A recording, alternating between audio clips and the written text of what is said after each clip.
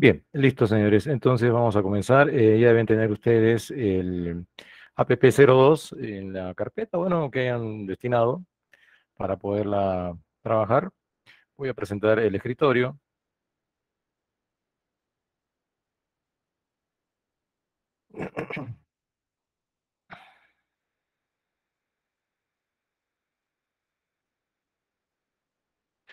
Esta es la carpetita que han descargado ustedes, ¿correcto?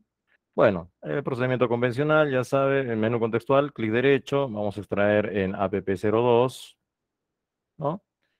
Ya la carpeta la debo tener por aquí. Vamos a ubicarla. ¿Dónde estás? Aquí estás. Aquí está la carpetita 02. ¿No?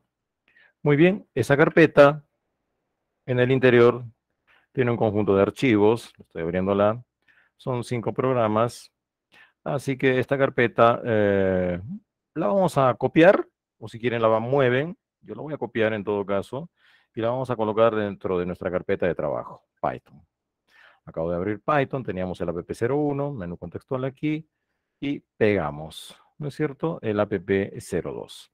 Hasta allí, por favor, entonces, hasta allí, entonces, ustedes, yo ya estoy con el Visual Studio Code hasta el trabajo que se hizo en la última sesión, ¿correcto?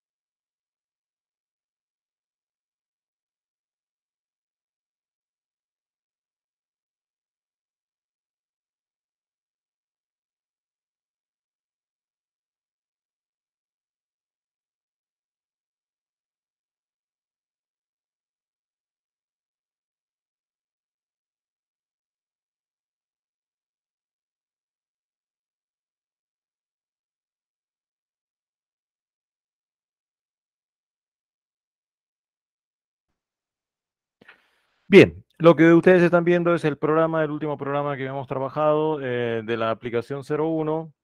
¿No? Con esto ya damos por terminado el app01. Estaba consultando, siempre les voy a consultar al comienzo de las sesiones de clase si hay alguna duda, algún alcance sobre lo trabajado anteriormente, ya, por favor. Bien, entonces lo que tenemos que hacer es ya inicializar nuestra siguiente aplicación. Vamos al menú archivo, abrir carpeta. Y claro, como estamos trabajando siempre en nuestra carpeta eh, de Python, ya automáticamente el cuadro de diálogo se direcciona a esa posición, ¿no es cierto? Así que seleccionamos el app02, el que se les acaba de entregar, seleccionamos carpeta y allí ya vamos a tener la estructura básica. Voy a cerrar la ventana de inicio, ¿no? Y bueno, tenemos el programa 01. Bien, en el programa 01 vamos a revisar lo que son los tipos de datos y operadores. Para esto, obviamente, ustedes ya deben tener su ficha, así que les voy a agradecer que abran su fichita, su ficha, abran la ficha, por favor, y el documento de la sesión también, ¿ya? El PDF que se les ha pasado, tanto la ficha como el documento, por favor, ¿sí? Para que podamos tener ya el material adecuado y poder hacer la explicación de la sesión de clase. Es un PDF que, bueno, básicamente está resumiendo de manera muy sucinta el trabajo que se va a hacer con el tema 02, que corresponde a los tipos de datos, ¿no? Y los identificadores, ¿sí? Y en la guía también hay un desarrollo un poco más extendido, ¿no? Para poder trabajar el tema. Ábranlo, por favor.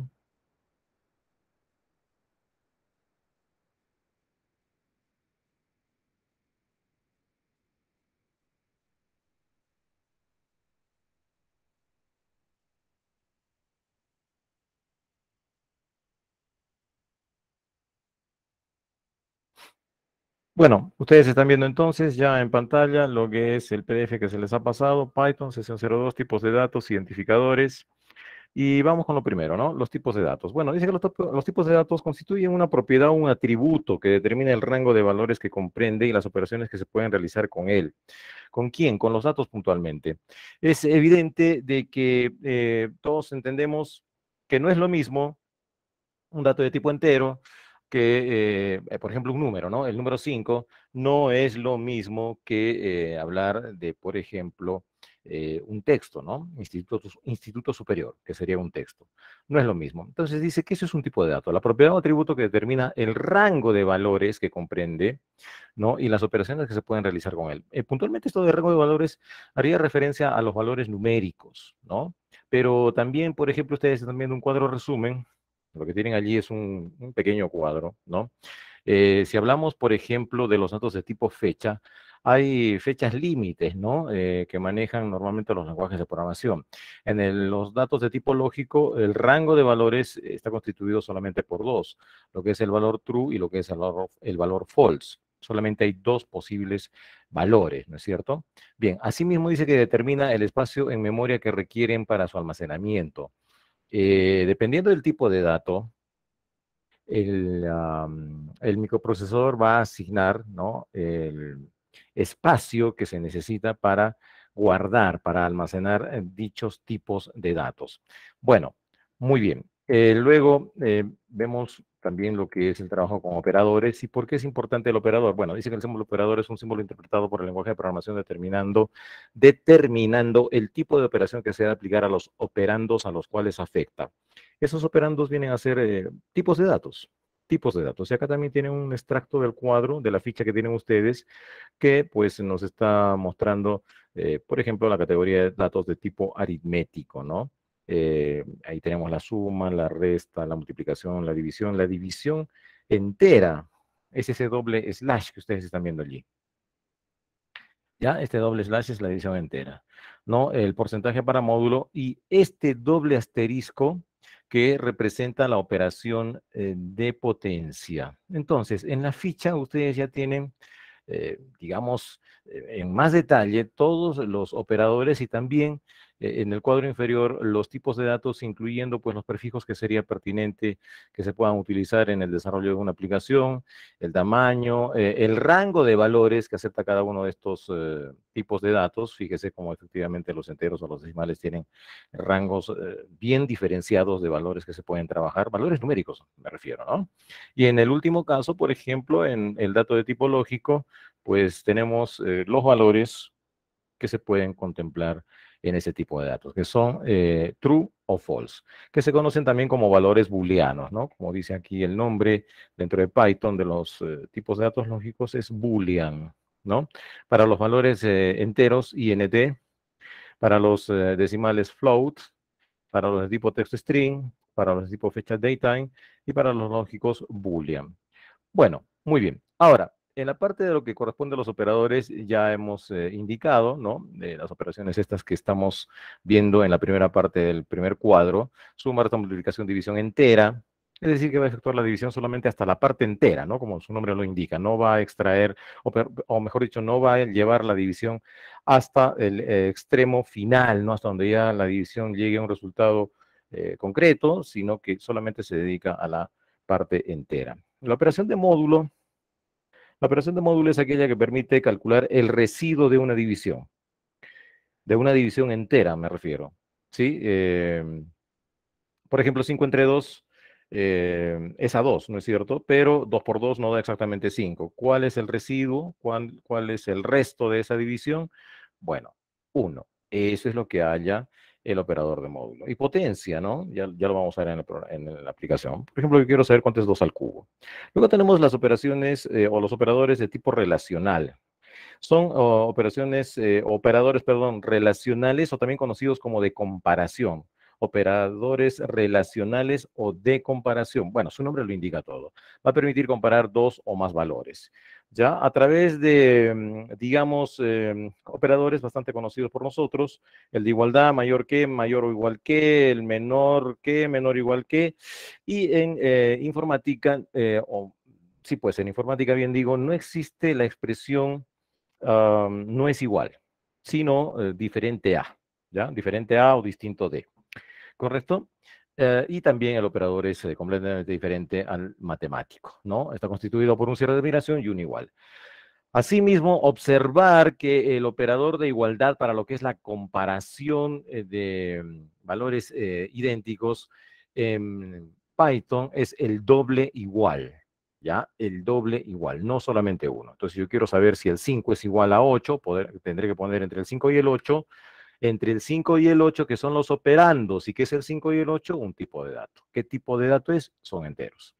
Entre el 5 y el 8, entonces colocaré ese doble igual. Bien, los únicos resultados posibles de estas operaciones son verdadero o falso, pero como nuestro lenguaje de programación está en inglés, entonces las únicas salidas posibles serán las que están viendo en este instante. True para verdadero o false en el caso de que sea falso. Bueno, muy bien, ya está. Ahora, tenemos también el conjunto de operadores lógicos, ¿no? Para las operaciones de conjunción, disyunción o negación.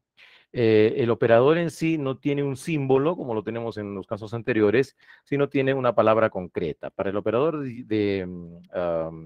conjunción tenemos el AND, ¿no? Para el operador de disyunción OR y para el operador de negación NAT. Bien, esto lo vamos a ver en la aplicación. Y sin embargo, quiero hacerles un alcance. Mucho cuidado con las mayúsculas y minúsculas. Ya tiene que estar exactamente como ustedes lo están viendo. Python es muy sensible a la identificación, ¿no?, de mayúsculas y minúsculas. Así que tengan mucho cuidado con eso. El operador de concatenación, que es el que va a permitir unir textos, ¿no? Y esto me parece que ya lo hemos revisado. Luego viene un bloque bastante interesante que son los operadores de asignación. Que vamos a llegar a entender y comprenderlos perfectamente bien justamente a lo largo del desarrollo de la sesión del día de hoy, ¿no? Tenemos el de asignación simple, que es el igual normal, ¿no? Ya vamos a ver. Y los de asignación compuesta. Fíjese que todos en la parte final tienen el operador de asignación simple, precedido de los operadores básicos aritméticos. Ya vamos a ver en qué consiste esto. Y un operador muy, muy importante, muy potente, y que sin embargo en la mayoría de las lenguajes de programación no se le da mucha importancia, que es el operador ternario. Operador ternario, ¿ya? Y acá hay toda una estructura para trabajar ese operador ternario. Repito, también lo vamos a revisar en nuestra aplicación. Bueno, muy bien, regresemos entonces a lo que es esta pequeña presentación, ¿no?, de operadores. Ahí hay un resumen.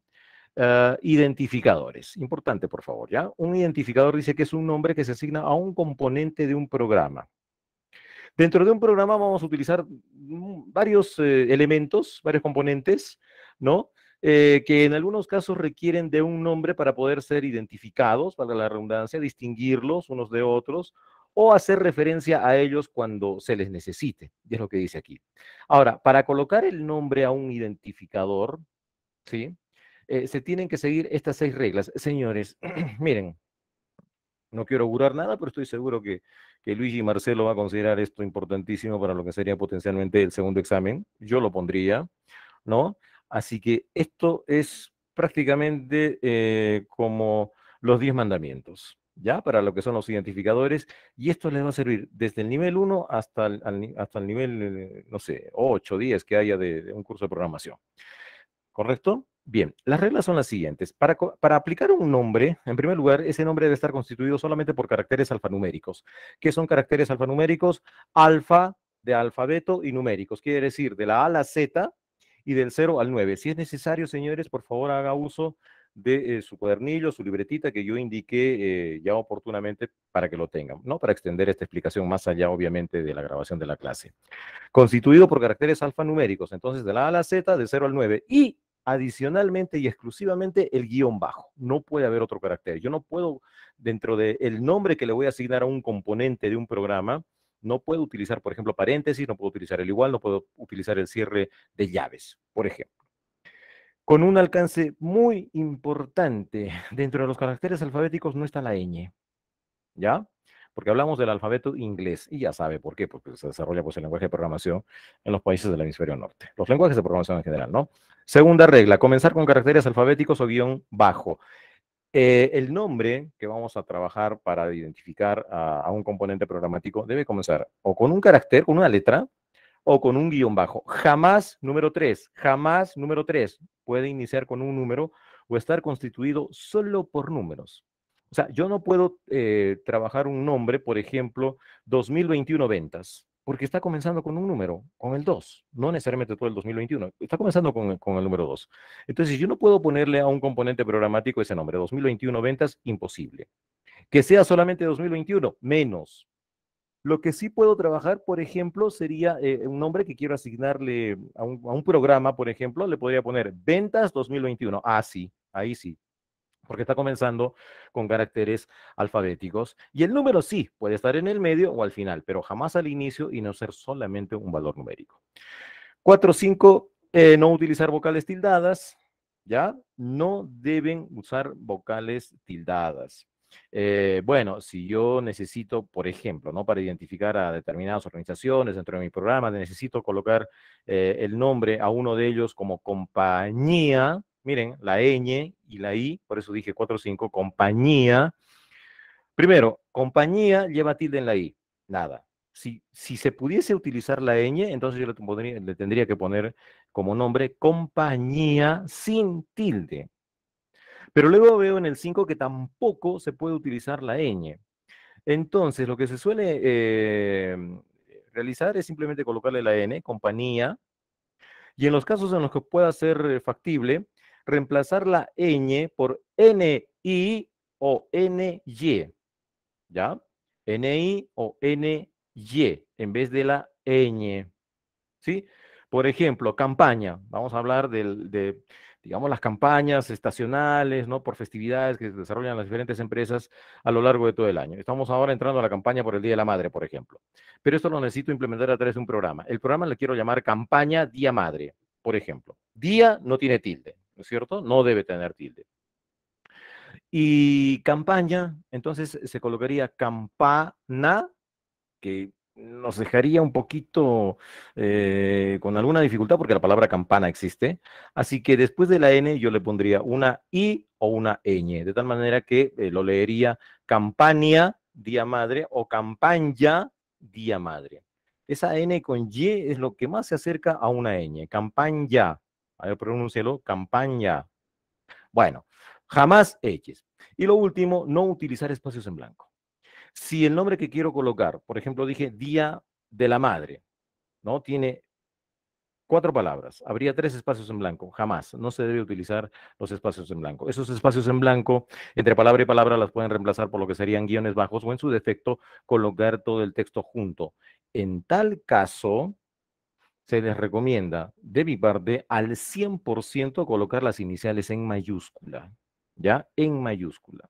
Particularmente no suelo trabajar con los guiones bajos, que está permitido, como lo están viendo en el punto 1, para separar una palabra de la otra. Es un poquito complicado, es un poquito pesado estar colocando el guión bajo, ¿no? Con que coloquemos las palabras juntas, pero las iniciales en mayúscula, nos queda perfecto. Este sería campaña, perdón, Día de la Madre, dije, ¿no? Ya, Día de la Madre, todo junto con las iniciales en mayúscula. Ahora, también los artículos, por una sana costumbre, digamos, habría que eliminarlos, ¿no? Día de la Madre. Simplemente poner día madre, la D en mayúscula y la M de madre en mayúscula y las dos palabras juntas. ¿Correcto? Bueno, muy bien. Estas reglas entonces son sagradas. Dentro de esos componentes que utilizamos en un programa y que suelen ser los primeros que se trabajan en cualquier estudio de lenguaje de programación, los dos primeros componentes fundamentales están constituidos por las variables, que es lo que vamos a ver en este instante, y las constantes. Primero comencemos con lo que es el trabajo de las variables. Dice que una variable es un espacio de la memoria principal, identificada por un nombre, que almacena un valor de un tipo de dato específico. Este valor puede cambiar durante la ejecución del programa. ¿Ya? Bien, en primer lugar, vamos a ver, para que participen ustedes también. ¿Qué cosa es el día? Perdón, mira lo que iba a decir. Em, Dios mío. ¿Qué es la memoria principal? Quienes sepan de ustedes. ¿Qué es la memoria principal? ¿O cuál es la memoria principal en todo caso, no? ¿Cuál es la memoria principal? ¿Lo tienen? ¿Lo saben? por el chat, por favor, a ver cuál es la memoria principal. Muchas gracias, señor Rodolfo. Ahorita vamos a hablar del Camel Case. ¿Qué es la memoria principal, señores? No tienen idea. Siempre hemos escuchado de la memoria, ¿no? Cuando hay la posibilidad de adquirir un equipo de cómputo, pues se estila revisar ciertas características, ¿no? Saber qué características tiene. Y dentro de esas características justamente hay algo de esto, me parece, o me equivoco.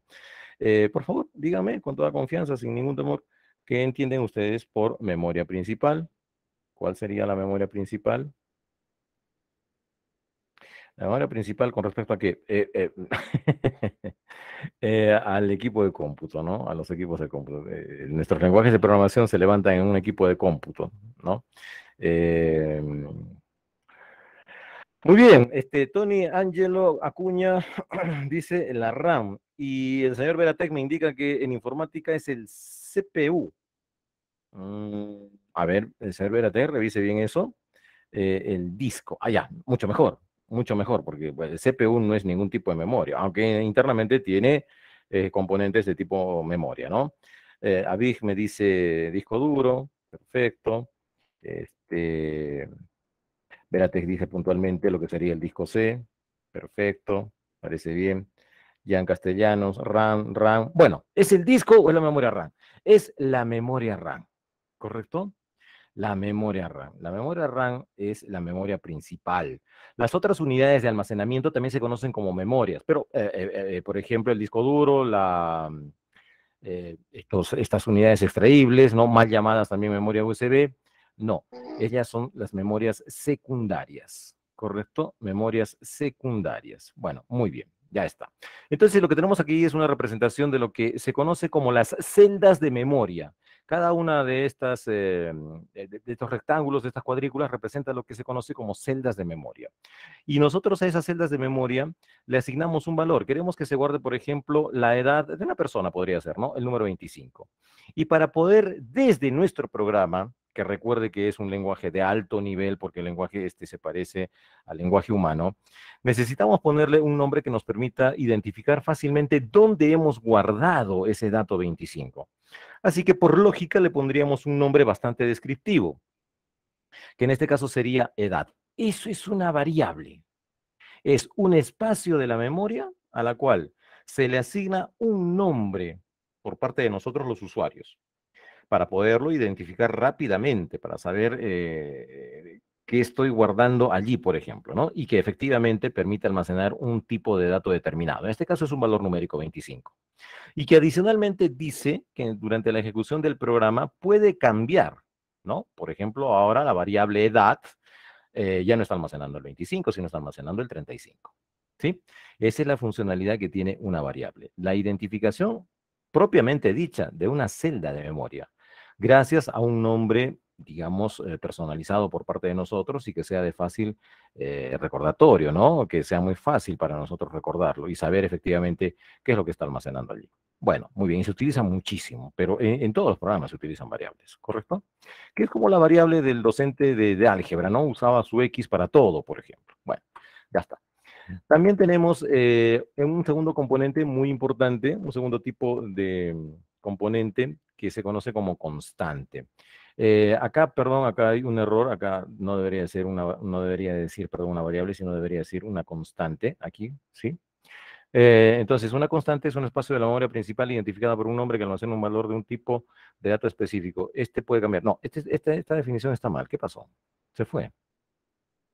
Miren, una constante es prácticamente lo mismo que una variable, con la diferencia de que no puede cambiar de valor. ¿Ya? No puede cambiar de valor. Por eso tenemos, por ejemplo, acá una variable, perdón, una constante llamada IGB que almacena el factor de la tasa del IGB, que sería 18%, y supuestamente podríamos hacer, o querríamos hacer el cambio a 0.21, prohibido. No se puede, no se puede, ¿ya? Em, pero ya vamos a ver en la aplicación algunas, digamos, no voy a decir excepciones, sino algo que poquito que nos va a dejar con ciertas dudas. Pero bueno, Ahora, repito, la constante es idéntica, ¿ah? Por eso el gráfico, si ustedes se están dando cuenta, hace referencia a la memoria principal, todo. La diferencia, desde el punto de vista funcional, es que las constantes no pueden cambiar de valor. Está prohibido, por lo menos teóricamente. ¿Ya? Ya se van a dar cuenta de eso. Para finalizar la explicación de esta parte, escuche.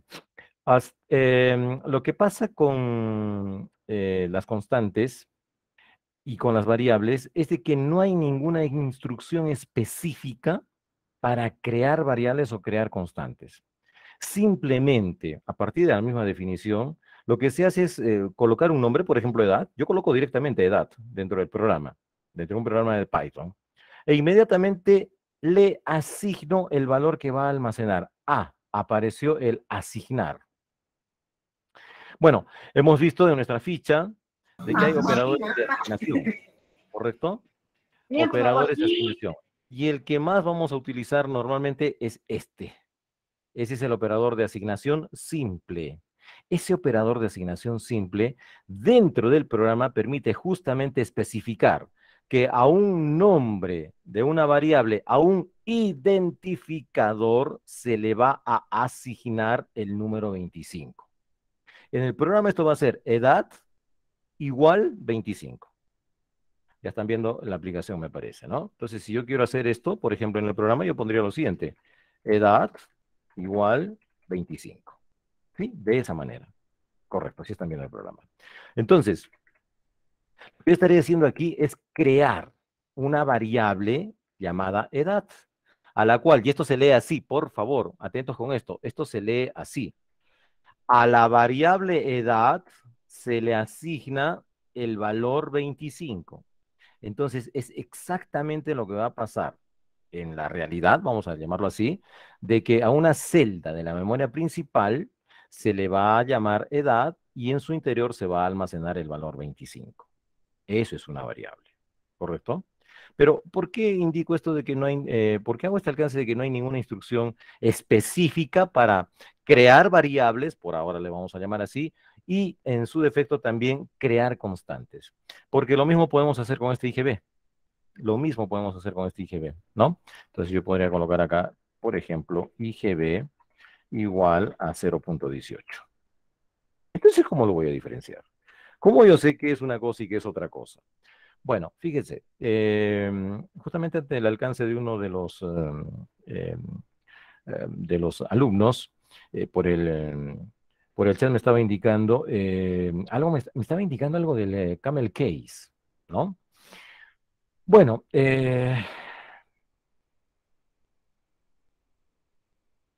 voy a poner acá otra variable, lo vamos a ir viendo también en los programas. Por ejemplo, dije Día de la Madre, ¿no? Vamos a poner campaña Día Madre, ¿ya? Entonces, ¿cómo lo colocaríamos? Campaña, Día Madre, ¿sí? Bueno, no sé, vamos a almacenar algún valor, algún factor, una tasa de utilidad, una ganancia, una utilidad, por ejemplo, vamos a ponerle 0.25, por poner algo, ¿correcto? Muy bien, fíjense.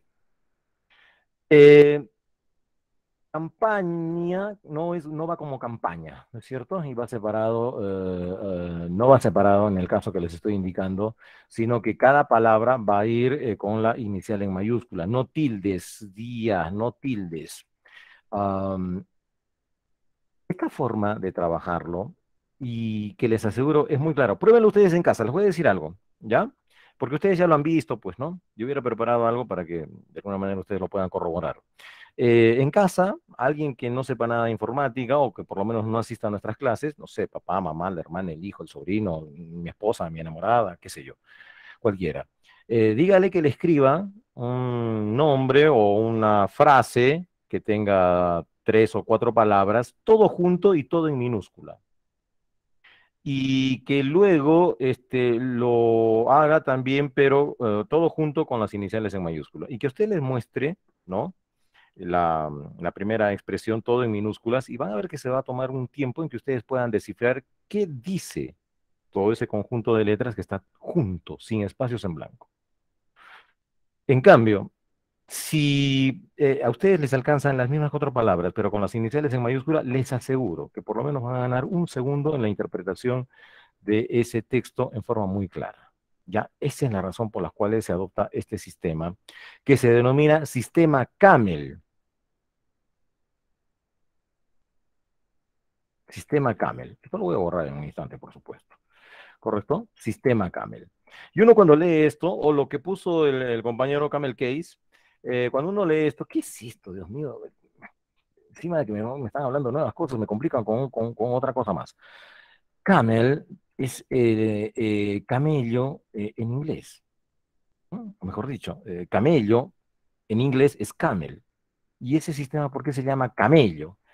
Porque las iniciales en mayúscula están representando figurativamente las jorobas del camello. Nada más por eso, no es nada complicado.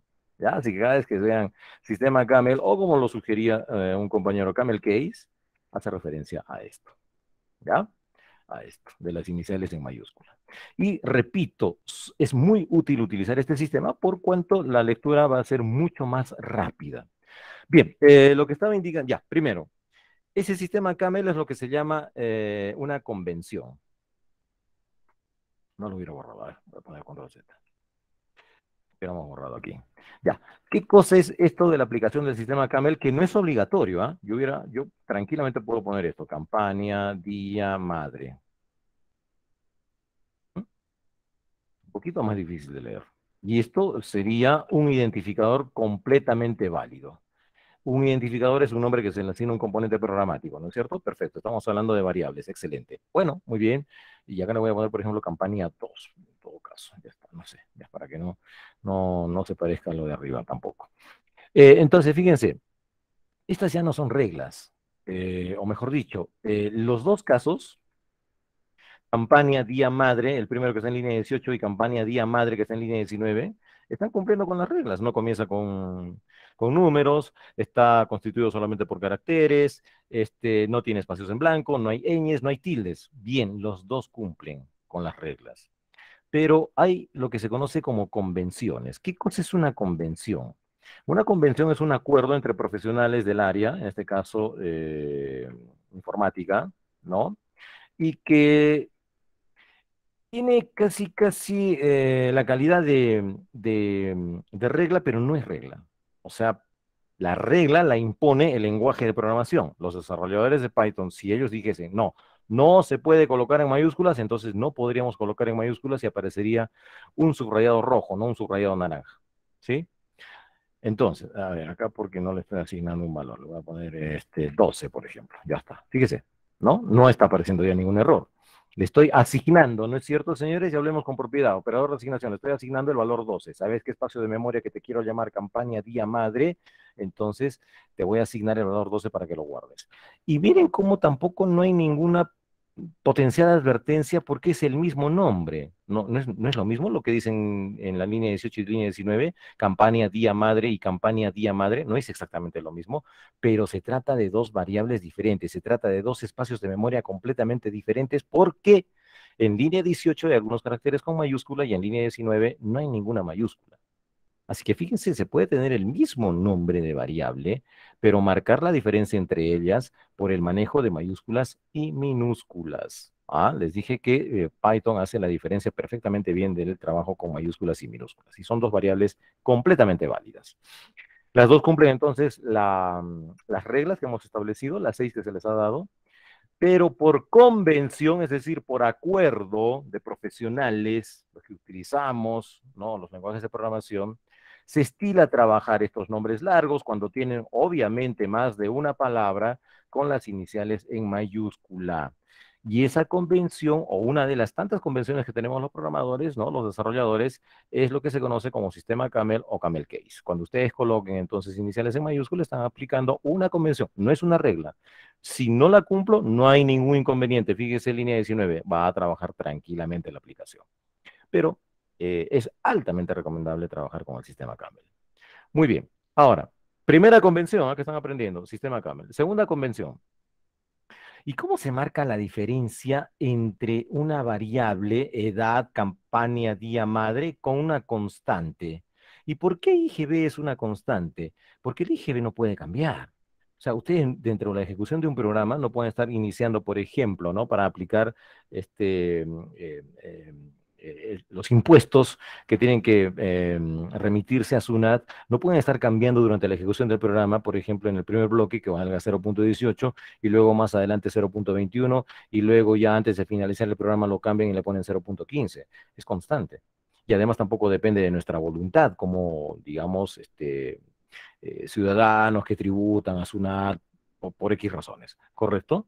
Eso está regentado por una entidad superior y bueno, y tampoco se cambia día a día.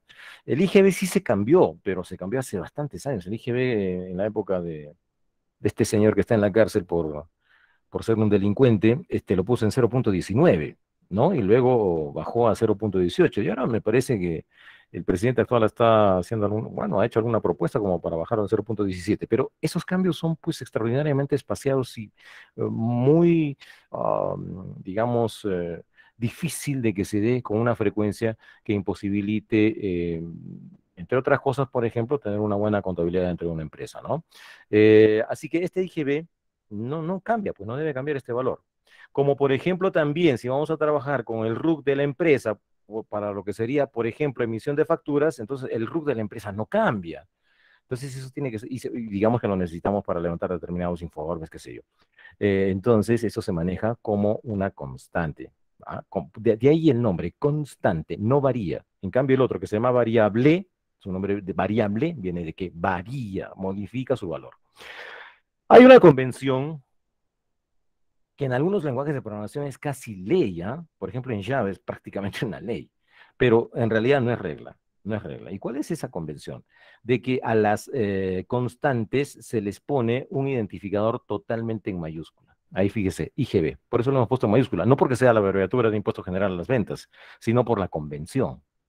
Si yo, por ejemplo, y me parece, bueno, eso ya lo vamos a ver en el programa, sí, no quiero ya abrumarlos con esto, pero esa es la segunda convención, ¿ya? Los nombres de las constantes deben ir todos sus caracteres en mayúscula. De tal manera de que cuando yo vea un nombre en mayúscula, línea 17, me daré cuenta de que ese nombre, ese identificador hace referencia a una constante y su valor no debo modificarlo. ¿Correcto?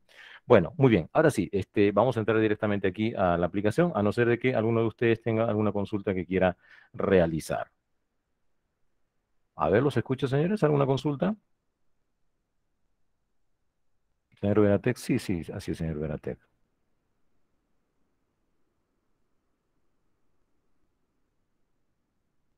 Señor Luis Serna, excelente, excelente, excelente. No, señor Luis Serna, si es que no están viendo el chat, o recién han ingresado, no sé.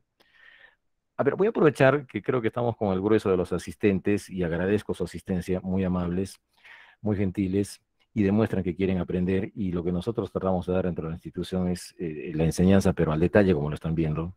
Queremos que salgan bien capacitados, pero bien capacitados. Quiero hacerles un alcance, no lo tomen a mal, por favor, ¿sí? Por el bien de todos nosotros y podamos avanzar correctamente y adecuadamente. Por favor, les voy a agradecer la máxima puntualidad. Nuestro coordinador, el señor Luigi Marcelo, hace los esfuerzos, me parece que ingresa como 10 minutos antes para irles dando algunas indicaciones, pero a la hora del inicio de la sesión del día de hoy teníamos la mitad de ustedes, ¿sí? Es también por el bien de ustedes, justamente los que entran un poco tarde, porque se pueden perder, ¿no? Los contenidos que vamos a ir desarrollando.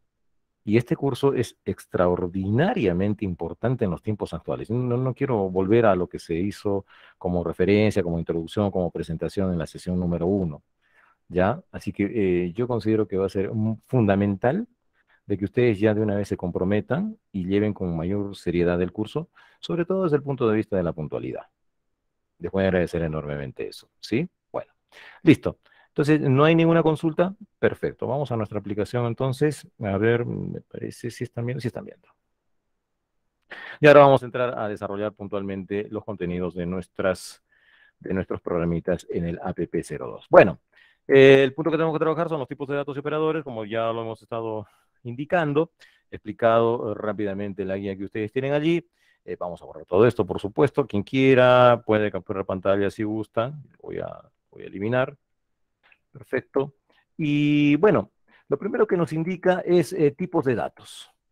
Y más allá de que ya sabemos, porque bueno, por nuestra condición de seres humanos podemos identificar rápidamente qué tipos de datos estamos manejando, si se trata de un número, si se trata de un texto, desde código va a ser necesario en algunas ocasiones que verifiquemos que efectivamente estamos trabajando con valores de tipo numérico, con valores de cadena de caracteres, con valores lógicos o con valores de tipo fecha y hora.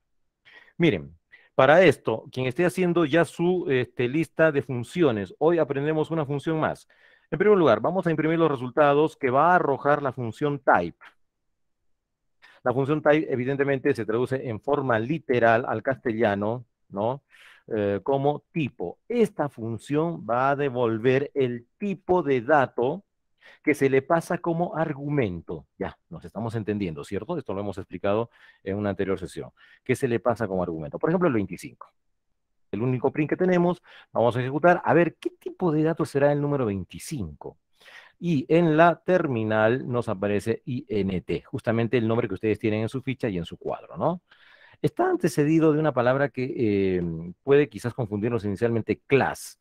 No voy a entrar en mayores detalles, esto probablemente se vea en un siguiente curso, pero digamos que es una forma de decir, y es del tipo INT, es de la clase INT, ¿no? De la clase INT, como decir, es del tipo.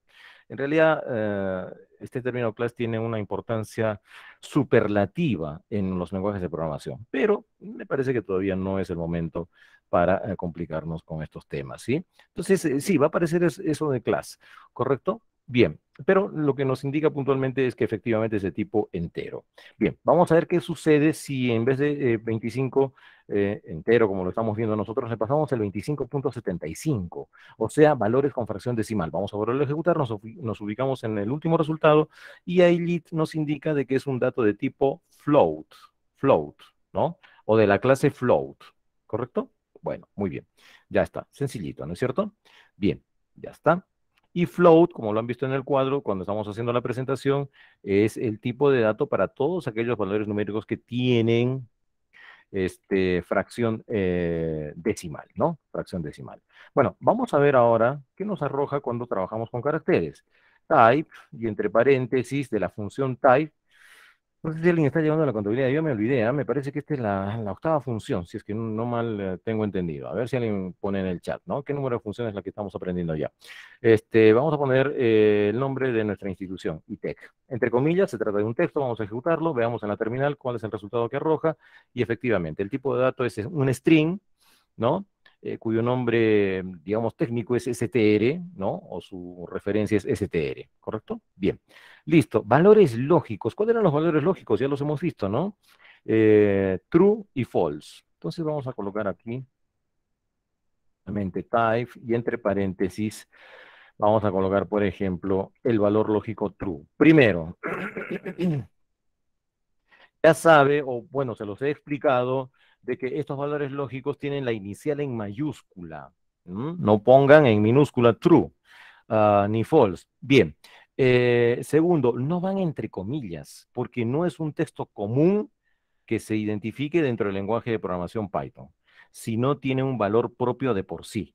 Son los valores lógicos para indicar la veracidad o la falsedad de alguna expresión, de algún valor, etcétera, ¿no? Lo que vayamos a evaluar. True. Muy bien. No va entre comillas, inicial en mayúscula. Vamos a ejecutar. Y ahí ven que es de tipo bool, ¿sí? De boolean, ¿correcto? Bueno, muy bien. Bueno, si quieren podemos probar con false para que sepan esto. False, ahí fíjese, ¿no? Cómo se marca también de color azul, ¿no? Miren, yo le pongo false con F minúscula y muestra un error allí, ¿correcto? Así que importantísimo. False, ya está. Bueno, obviamente también nos va a mostrar que es un dato de tipo Boolean. Correcto, excelente. Bueno, muy bien. Ahora dice valores de tipo fecha y hora. Esto lo habíamos comenzado a trabajar en la sesión anterior, ¿no? Pero ¿cómo trabajo o cómo voy a manipular un dato de tipo fecha y hora? es obligatorio trabajar con una directiva. Esto ya lo hemos visto en la sesión anterior, ¿no? Entonces tenemos que importar lo que conocemos como módulo. Ahí les estaba enseñando a identificar justamente los iconos de la lista de miembros. Vamos a insertar o vamos a importar en todo caso el módulo Daytime. Fíjese, llave de apertura, llave de cierre a la izquierda del nombre Daytime. Perfecto, ya lo tenemos. Ahora, directo, vamos a colocar lo siguiente, que imprima, de qué tipo es, por ejemplo, toda la expresión que voy a colocar aquí y que nos permite hallar lo que es la fecha y la hora conjuntamente. El primer datetime hace referencia al módulo que acabamos de importar, punto. El segundo datetime va a ser una clase, ¿no? Por ese icono que tienen a la izquierda de color naranja que se aprecia, que parece, a mí me da la impresión, ¿eh? La cabeza de un robot con sus brazos robóticos, ¿no? Es una clase. Ya vamos aprendiendo a identificar los elementos por esos iconos. Puntito y el now, ¿no? El now viene a ser una función. Bueno, hasta aquí lo vamos a llamar como función. Bien, bueno, ya está, listo. Y bueno, vamos a hallar el tipo de la fecha y hora, ¿no? Fíjese, ahí nos dice entonces que es de tipo daytime, perdón, daytime. Daytime. Sí, pues justamente ustedes se han dado cuenta que este segundo daytime es una clase. Ya, a eso se referencia esto. Ahí justamente dice clase. Bueno, listo. Repito, ya en aplicaciones un poquito más avanzadas va a ser necesario que nosotros verifiquemos, por ejemplo, ¿no? Si vamos a tomar datos de base de datos, a ver, verificar si efectivamente nos están devolviendo valores numéricos o nos están devolviendo datos de tipo texto para las diferentes operaciones que podríamos realizar. Cerramos esto, vamos a abrir nuestro siguiente programa. Y en este segundo programa, voy a cerrar esto, vamos a revisar un poquito lo que son los operadores. Aquí les voy a agradecer también la colaboración por parte de ustedes, pero más que todo, para que ustedes mismos puedan practicar. No voy a realizar todas las operaciones porque evidentemente se me van a aburrir, se me van a dormir si yo comienzo a sumar uno más uno, restar uno menos uno, pero algo iremos avanzando y explicar específicamente aquellos operadores que sí no son los comunes que se utilizan en la aritmética, ¿no? Vamos a revisar entonces el punto 2 que corresponde a operadores. Bien, operaciones aritméticas. Yo realmente les sugeriría, ¿no? De que impriman esa fichita, ¿no? Para que la puedan ir revisando. Y bueno, ya tengan todo eso bien aprendido para cualquier otra instrucción o programa que lo necesitemos, ¿no? Bueno, print. Vamos a realizar la operación de sumatoria, ¿no? Listo, no se asuste, es lo único que voy a hacer aquí en las operaciones aritméticas. Bien, vamos a ejecutar. 50 más 100 es obviamente 150. ¿Sí? Perfecto. Eh, Voy a colocar aquí un comentario y voy a poner acá alumnos, ¿ya? Alumnos. Ustedes van a desarrollar las demás operaciones aritméticas hasta lo que es la operación de, perdón, de la división entera. Sí, ya lo expliqué lo que es la división entera. Vamos puntualmente a trabajar con lo que sería la operación de módulo. Y voy a poner el ejemplo que les indiqué. 5 entre 2. 5 entre 2 es a 2, pero no llega al 5. 2 por 2, 4. 5 menos 4, 1. El residuo es 1. Entonces, queremos que se realice esa operación de módulo. 5 porcentaje 2. ¿Correcto? Bien, es el último print. Ejecutamos, veamos qué es el resultado que nos muestra. 1. Efectivamente, el residuo es 1. El residuo es 1. Bien, ahora, ¿cómo se lee esto? Nosotros decimos, cuando tengamos esta expresión, ¿ya? Cuando tengamos esta expresión aquí, 5 porcentaje 2 lo leemos de la siguiente manera. El módulo de la división entera de 5 entre 2, ¿correcto? El módulo de la división entera de 5 entre 2. Ya está. De esa manera lo leo. Y ven efectivamente de que es 1.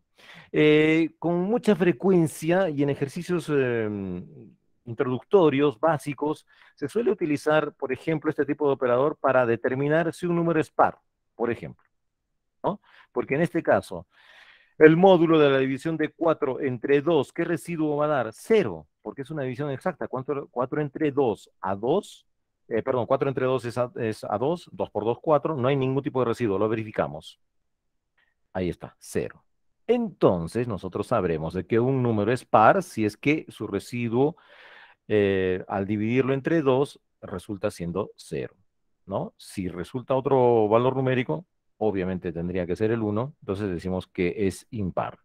Pero tampoco con esa sencillez, digamos, enfoquemos el operador de módulo. Ustedes, a mí me gustaría que ustedes mismos internamente vayan revisando qué otras aplicaciones le darían a este operador de módulo, en el cual, y les doy una pista, en el cual nosotros verificamos si es que existe un residuo, o sea, un resto, no hay una división exacta, o si efectivamente va a haber un resto. ¿Correcto? Entonces, por ahí yo ya les voy dando alguna pista. Y no siempre va a ser, por ejemplo, que resulte en un residuo de uno, en un módulo de uno. Por ejemplo, si yo hago esta división, 25, o mejor dicho, hallo o calculo el módulo de 25 entre 7. Me gustaría que vayan poniendo en el chat cuál va a ser el residuo, cuál es el resto, cuál es el módulo, como técnicamente se conoce en Python, de la división entera entre el número 25 y el número 7. A ver si acertaron. Vamos a ejecutarlo y fíjense, es 4. Claro, el número o el cociente más propio para multiplicarlo por el 7 y que se acerque al 25 será el 3. 7 por 3, 21, pero no llega al 25. 25 menos 21 salió el número 4. Potencia. Potencia. Bien, listo. A ver. 3, 2. Voy a elevar la base 3 al exponente 2. ¿Ya? Este es el operador de potencia. Dos asteriscos, que ya saben, cada uno de ellos también es el operador de multiplicación. Si yo lo dejase así, sería 3 por 2, ¿no? Pero si le coloco dos asteriscos, estoy elevando el número 3 a la potencia 2. Bueno, 3 al cuadrado ya sabemos todos, esto es 9. Ahí lo tenemos. ¿Sí? No hay operador de raíz. ¿Y entonces cómo vamos a hacer ese primer ejercicio? Miren, matemáticamente, y esto ya para que ustedes lo vayan pensando, ¿sí? Matemáticamente, una suma, o mejor dicho, la suma y la resta son operaciones contrarias, la multiplicación y la división son operaciones contrarias, la potenciación y la radicación son operaciones contrarias. ¿Y de qué nos sirve esto? Que las operaciones contrarias pueden representar a su opuesto matemáticamente. Es decir, escúcheme bien, olvídese lo anterior si es que no lo han entendido absolutamente nada, ahora se los explico mejor. Una suma, yo la puedo representar como si fuese una resta. Acuérdense ese jueguito, ¿no? Que hacía sobre todo el docente de álgebra, ¿no? Le encantaba jugar con el positivo y el negativo, menos, por más, por más, por menos. Una delicia, una maravilla. Bueno, entonces, una suma matemáticamente la puedo representar como si fuese una resta, y a su vez una resta la puedo representar como si fuese una suma. Una multiplicación la puedo representar como si se tratase de una división, y la división a su vez puedo, mediante jueguitos matemáticos, representarlo como si fuese una multiplicación. Una potencia la puedo representar como una radicación, y una radicación la puedo representar como una potencia.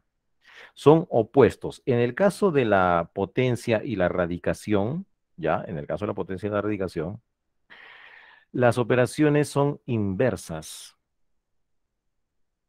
A ver, eh, es que les estaría dando la respuesta. ¿Cómo lo voy a exponer esto? Esto es 3 al cuadrado, ¿no? Y si yo quiero sacar la raíz cuadrada de 81, la raíz cuadrada de 81. ¿Cómo hago esto?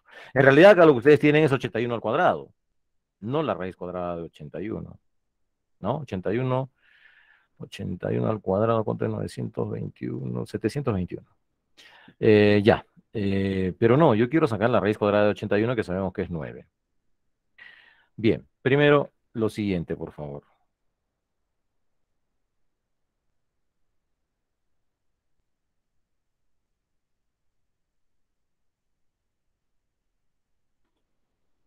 ¿Cuál es el resultado de esa operación?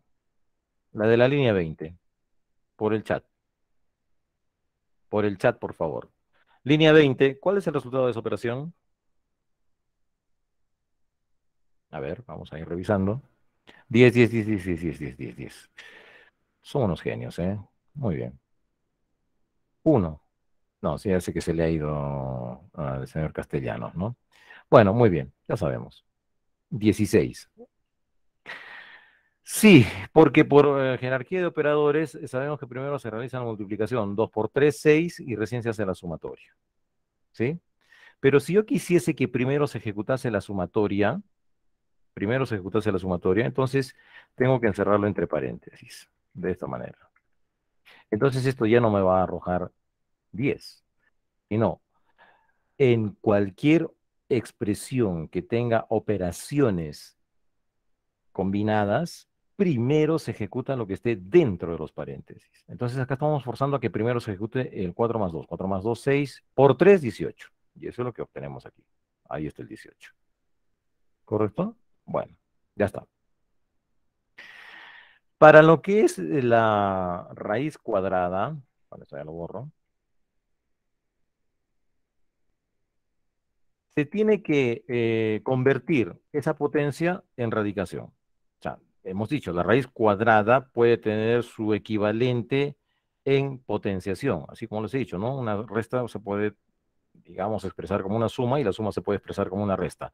Bueno, la raíz cuadrada se puede expresar como una potencia, pero para ello el índice de la raíz, que sería 2. Ese es el índice. 81 es el número base y el índice de la raíz, ese numerito que va en esa especie de B chica, ¿no? Con una rayita en la parte superior, eso es el índice. Tiene que ser tomado desde su valor inverso. Es decir, ese índice va a ser el denominador de una expresión de división, 1 entre 2. 1 entre 2. ¿Ya? 1 entre 2. Esto que está marcado, que lo ven ustedes allí, es el inverso del índice. ¿Qué es el inverso de un número? Es la división de ese número, o mejor dicho, dividir el uno entre ese número. Dividir el número uno entre el número del cual quiero hallar el inverso. De tal manera que el inverso del número 2 sería 0,5. ¿Correcto? Pero, ¿qué va a suceder acá? Si nosotros ejecutamos la raíz cuadrada de 81 es 9, de acá obtenemos cualquier otra cosa, 40,5. ¿Por qué? Porque por jerarquía de operadores primero se ejecutan las potencias y raíces, ¿ya? Después se ejecutan las multiplicaciones y divisiones, así que en segundo nivel jerárquico está la división. Primero está haciendo esto. 81 elevado a la 1 es el mismo número 81, entre 2, 40,5. Muy bien. Ah, lo que tenemos que hacer es que se vaya a forzar a que primero se ejecute la división de 1 entre 2 y allí hallar el factor del índice que vamos a trabajar para transformar esta potencia en raíz. Vamos a ejecutarlo entonces y ahora sí tenemos efectivamente 9. 9, la raíz cuadrada. ¿Correcto? Bien. Jerarquía. Esto lo voy a poner como comentario. Bueno, la jerarquía, que son los operadores aritméticos. Dios mío.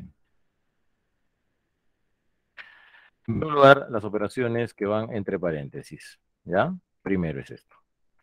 En segundo lugar, las operaciones que corresponden a las potencias y a las raíces, ¿ya? Estoy hablando específicamente en este caso de Python. En tercer lugar, lo que serían las multiplicaciones y las divisiones enteras. Y en cuarto y último lugar, recién lo que corresponde a las sumas y restas. Ahora, cuando tenemos operaciones del mismo nivel, por ejemplo, la cuarta, ¿no? Tenemos sumas y restas, nada. Esas operaciones se realizan estrictamente de izquierda a derecha, como que estuviesen leyendo, de izquierda a derecha. No es que se haga primero las sumas y luego las restas, o primero las restas y luego las sumas, no. Repito, cuando hay operadores del mismo nivel, se hacen estrictamente de izquierda a derecha. Muy bien, señores, capturen esto, por favor, si fuesen tan amables, lo voy a agradecer, pero para quienes lo necesiten puntualmente, ¿no? Hemos estado viendo de que eh, hay algunos de ustedes que ya sabe todo esto. Bueno, muy bien, listo, ya está. Operaciones, bueno, ya con eso pueden resolver el ejercicio 1, ¿eh? Operaciones relacionales, resultados true-false. Las operaciones relacionales, es decir, que comparan dos valores, ¿ya? Por ejemplo, en este caso. y utilizamos los operadores relacionales o de comparación. Voy a colocar lo siguiente. 5 es mayor que 10. Vemos que eso no es verdad, ¿no? Así que va a resultar en una salida false. Si yo acá cambio a 15, pues obviamente ahora sí va a ser true. Muy bien. ¿Podemos también hacer el trabajo con textos? Sí, por ejemplo, el clásico ejemplo que suelo colocar yo. Arequipa es mayor que Arequito. Un poquito de geografía. Arequito es una ciudad que se encuentra en Argentina, ¿ah? Puntualmente en Santa Fe, cerca de Rosario. Bueno, vamos a ver, ¿se puede hacer esto? Sí, sí, sí. ¿Y cómo se puede hacer la comparación de caracteres? Porque cada carácter internamente en los lenguajes de programación se trabaja por un código numérico. Entonces, lo voy a poner en la parte de la derecha. Por ejemplo, es el famoso código ASCII o también el Unicode, que en realidad es el que utiliza Python. Lo que ustedes conocen extraordinariamente bien es que el código de la arroba, ¿no? Es el código 64. Ese es el código ASCII o código Unicode que se utiliza, o que, mejor dicho, ese valor numérico internamente el microprocesador lo tiene, lo trabaja cuando nosotros insertamos ese teclado la arroba, por ejemplo. Es el código numérico de cada uno de los caracteres. Y entonces, ¿qué sucede con las otras letras? Bueno, todas las letras, todos los números también, ¿ah? Tienen su propio código. No quiere decir que el número uno tenga como código uno, no, tiene otro valor. Todos los números y todos los símbolos, como están viendo el guión, el numeral, el mayor que, también tienen un código interno. Y por ejemplo, lo que sería, a ver, se me ha ido acá. Lo que sería la letra A mayúscula, su código ASCII es el número 65, justo uno más que el de la arroba. ¿Y qué pasa con los otros caracteres? Por ejemplo, la letra B mayúscula, A, es el siguiente código. Eso sí, sí es fácil de que ustedes lo puedan asimilar. El código ASCII o Unicode de la letra B mayúscula sería el 66. Y así sucesivamente, la letra C sería el 67 y así hasta llegar hasta la Z. Voy a poner acá otro comentario para que, por ejemplo, veamos un poquito de lo que serían las letras minúsculas, ¿no? Pues las letras minúsculas, ya sabe que se hace la diferencia perfecta de esto. La letra minúscula A es el código 97, ¿no? La letra B minúscula, bueno, ya asumo que ya lo están deduciendo, ¿no? Es el 98, ¿correcto? Y así sucesivamente. ¿Sí? El número cero es el código 48. El número cero es el código 48, el número uno el código 49, y así 0, 1, 2, 3, 4, 5, 6, 7, 8, 9. Bien, sería muy, muy importante que ustedes puedan ir revisando justamente lo que es el trabajo con los códigos ASCII. Por ejemplo, en su navegador, porque se asume que ustedes se van a desarrollar dentro del área de la informática, ¿no? Pongan simplemente ASCII. A ver, bueno, así se escribe ASCII. Bueno, se pronuncia ASCII, ¿no? Se escribe así. Las dos últimas verticales no son L, son I mayúsculas, ¿ya? Bueno, simplemente ponen eso, pulsan Enter y la primera, ¿no? El primer enlace, el código ASCII. Ya, y ahí tienen los códigos, ¿no? A ver, estábamos diciendo, el cero es el 48, vamos a verificarlo. Sí, ahí está el 48, ¿no? Perfecto, listo, lo que estábamos indicando, ¿no? La A mayúscula, bueno, tenemos la minúscula, ¿dónde está esa minúscula? Bueno, se me está perdiendo arriba en la pantalla. Ahí está, la A minúscula 97, la A mayúscula 65, la arroba que ustedes conocen 64. Ustedes como potenciales profesionales, digamos, ya, ¿no? De lo que sería el área de la informática, es importante que sepan estos datos. Bueno, y entonces, Arequipa y Arequito. Arequipa es mayor que Arequito, me gustaría a mí que sea así, pero no es verdad, es false. False, ¿no? Esta comparación se hace carácter a carácter y en el momento que haya una diferencia, pues ahí se hace la, digamos, la operación puntual en que va a indicar si se cumple o no se cumple la condición. Arequí es idéntico, fíjense, Arequí, Arequí, ¿no? De Arequipa y de Arequito. ¿Y dónde está la diferencia? En el penúltimo carácter, en el séptimo carácter. Arequipa tiene la letra P y la letra que viene en la séptima posición en Arequito es la letra T. Y obviamente, por orden alfabético, A, B, C, D, F, G, C, H, J, K, etcétera, ¿no? P, Q, R, S, T. T está a la derecha, por lo tanto, ese carácter tiene un código interno mayor al de la letra P. Por eso es que Arequipa no es mayor que Arequito. Muy bien. Pero para, digamos, aplicaciones prácticas, ¿cuándo vamos a utilizar esto? Por ejemplo, para la comparación de entradas de nombres de usuario y de contraseñas. Operaciones lógicas. ¿Qué son las operaciones lógicas? Las operaciones lógicas van a permitir comparar varios conjuntos de operaciones relacionales. Vamos de frente a la práctica, ¿ya? Print, varias operaciones relacionales. Vamos a marcar esto. Vamos a poner, por ejemplo, 5 mayor que 8. AND, el operador AND, y vamos a ponerle 0 igual, el doble igual, ¿eh? 0 igual a 0. Ya está. Atentos con esto, ¿sí, por favor? Mire, tenemos dos operaciones relacionales. Podríamos tener más operaciones relacionales. ¿Qué hacen las operaciones lógicas? Van a permitir obtener un resultado global de todas estas operaciones relacionales, porque cada una de ellas va a tener un resultado parcial. Por ejemplo, 5 mayor a 8, ¿el resultado parcial cuál es? False. 0 es igual a 0, ¿el resultado parcial cuál es? True. ¿Correcto?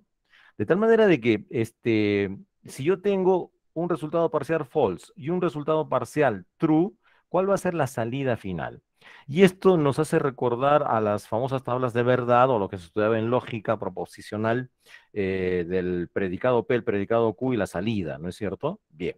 Pero, o sea, ¿cuál es el sentido de hacer este tipo de operaciones? Miren, señores, a partir de ahora, estas operaciones relacionales, ustedes interprétenlas como condiciones, ¿ya? Como condiciones. Muy bien, entonces escuche. Si esta condición se cumple, entonces será cierta, ¿sí? Valga la expresión. Pero si no se cumple, entonces es falsa. ¿Mm? Yo lo que estoy preguntando aquí, o lo que estoy exigiendo, la condición es la siguiente: 15 es mayor que 10. ¿Verdadero o falso? Bueno, muy bien.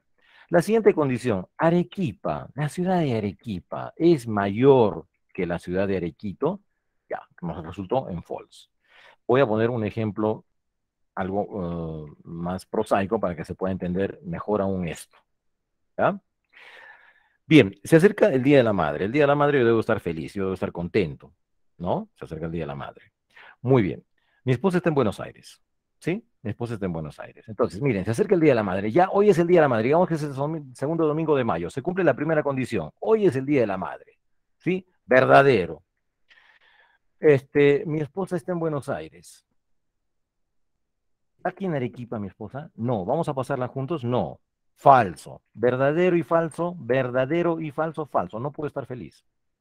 ¿Sí? Estoy viendo si voy a estar feliz el Día de la Madre. ¿Sí? Ya es el segundo domingo de mayo, me parece que cae 8 de mayo. Ya, hoy día es 8 de mayo. Ya está, verdadero. Mi esposa está en la ciudad, aquí. No, no está aquí. Falso. Entonces no puedo estar feliz. Día de la Madre, 8 de mayo. Bien, mi esposa está acá conmigo. Perfecto. Verdadero. Verdadero y verdadero, soy feliz. Sí, una cosa muy prosaica, espero que les haya podido alcanzar para que puedan ustedes realizar el entendimiento de en qué caso se utiliza este operador AND. Pero fíjese cómo he enfocado las operaciones relacionales. Estas operaciones relacionales las estoy enfocando desde el punto de vista de que se vea desde una perspectiva como condiciones que tienen que cumplirse, ¿no? Entonces, si no se cumple, es falso. Si se cumple, es verdadero. Bien, entonces si tenemos acá un falso, ¿no? Y en la parte de la derecha un verdadero y falso va a resultar en un falso. Vamos a ejecutar y ustedes lo están viendo allí, falso, ¿sí? A ver, vamos a agenciarnos acá, si podemos rápidamente revisar las tablas de verdad, ¿no? Las tablas de verdad que nadie se la conoce aquí. Eh, bueno, a ver, algún resumen aquí, me parece que este está muy bueno. ¿No? Para que ustedes lo puedan apreciar. Es pues lo que se utilizaba, ahí está, en la lógica proposicional, ¿no? A ver, algo más resumidito, me parece. Ustedes evidentemente van a poder conseguir algo más interesante, más importante. Ay, es un video. No, video no. Para que podamos tener estos recursos ya. A ver, no seas video, hijo. Bueno, ya está. Creo que nos ayuda. ¿Pero qué es esto? Bueno, a ver, señores, ya, para lo que es el operador y el operador de conjunción, explicarles algunas reglas, ¿ya? Para lo que es el operador de conjunción o el operador y el AND que hemos visto, vamos a obtener una salida verdadera o true en nuestro lenguaje de programación, siempre y cuando todas las comparaciones, las operaciones relacionales o condiciones, todas sean verdaderas, ¿ya? Así lo van a aprender fácilmente. Cuando yo voy a obtener una salida verdadera con el operador AND, con el operador lógico AND, cuando todas las comparaciones o todas las operaciones relacionales o todas las condiciones a su vez sean verdaderas. Cualquier otra combinación, como lo están viendo ahí en la gráfica, va a resultar en una salida falsa. Así que lo único que me tengo que aprender para ya de una vez asimilar el operador AND es la primera, ¿no? Obtener una salida verdadera cuando todo sea verdadero. Y en el caso de las operaciones que se realizan con el operador OR, ¿no? OR. Bueno, se va a obtener una salida falsa cuando todas las operaciones parciales también sean falsas, ¿correcto? Cuando todas las operaciones sean falsas. A ver, ¿dónde estamos? Aquí, la disyunción. Acá. Esta imagen de aquí. Esta imagen de aquí. Ahí, listo. En el caso del operador OR, lo único que tengo que aprenderme es cuándo voy a obtener una salida falsa. Y la única forma de que nosotros obtengamos una salida falsa es cuando todas las comparaciones o las operaciones relacionales o las condiciones, todas sean falsas. Entonces recién obtendré una salida falsa. Cualquier otra combinación me resulta en una salida contraria, ¿no? En verdadero. Ya está, listo. Para el operador I solo me aprendo verdadero, verdadero, verdadero. Y para el operador O, todo tiene que ser falso para que la salida sea falsa. F, F, F. Listo. Cualquier otra combinación, por lógica nuestra, ya nos da, evidentemente, la ayuda necesaria como para saber cuál es el resultado final. ¿Correcto? Bien, y bueno, nada más revisar aquí lo que sería el operador de negación, print, ¿no? Y le vamos a poner, por ejemplo, not. El operador no invierte la salida de una operación, ¿no? Entonces le vamos a poner, por ejemplo, 2 es igual a 2, a 2, ¿sí? 2 es igual a 2, sí, es verdadero, pero como le estamos colocando el operador lógico de negación, NAT, entonces va a invertir la salida, va a resultar en false.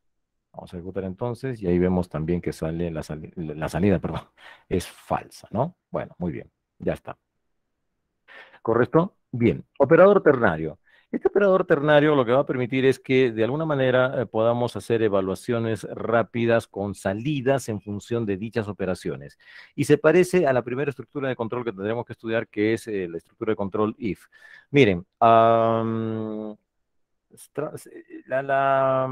implementación es bastante diferente para los que conocen un poquito de lenguajes de programación. Es muy diferente a lo que se tiene en otros lenguajes de programación. Lo voy a explicar directamente en la aplicación para que ustedes vean cómo trabaja esto.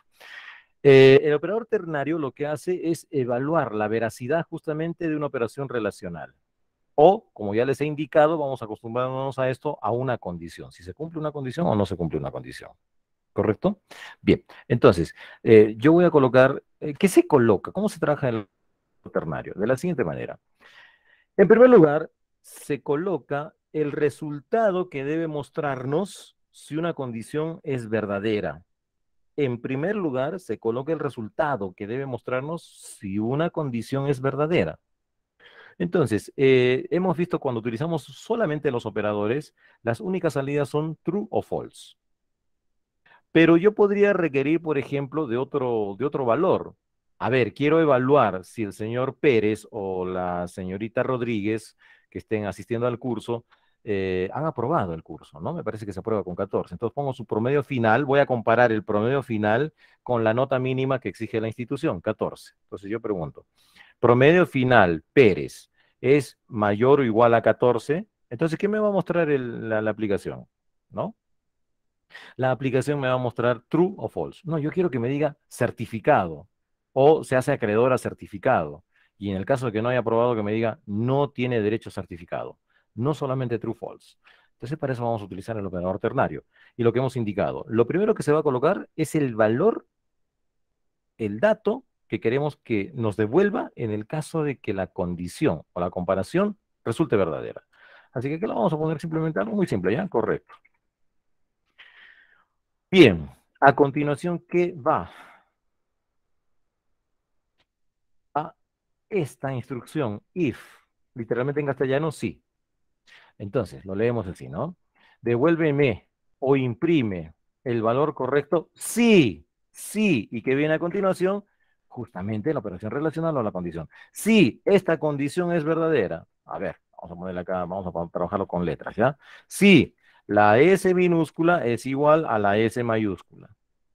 ¿Sí? Entonces vamos leyendo. Imprime correcto si esta condición se cumple, si esa condición es verdadera. ¿Y si no es verdadera? Y si no es verdadera, else. Si no, else literalmente al castellano, si no.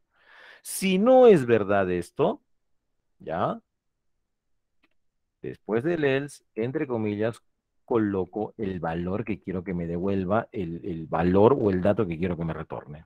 Incorrecto, le voy a poner acá. Incorrecto. ¿Sí? Ya está. Entonces, lo leo una vez más, ¿no? A ver, imprime correcto si la S minúscula es igual a la S mayúscula. Si no es así, imprime incorrecto. Ya ustedes sabrán qué es lo que va a imprimir. Vamos a ejecutarlo. Incorrecto. ¿Sí? Voy a cambiar acá la S minúscula a S mayúscula. En este caso, la condición va a ser verdadera, ¿no? Muy bien. Y devuelve correcto. Listo. Muy bien. Con eso terminamos entonces este programa 2. Vamos al programa 3. Programa 3. Conversión de tipos de datos.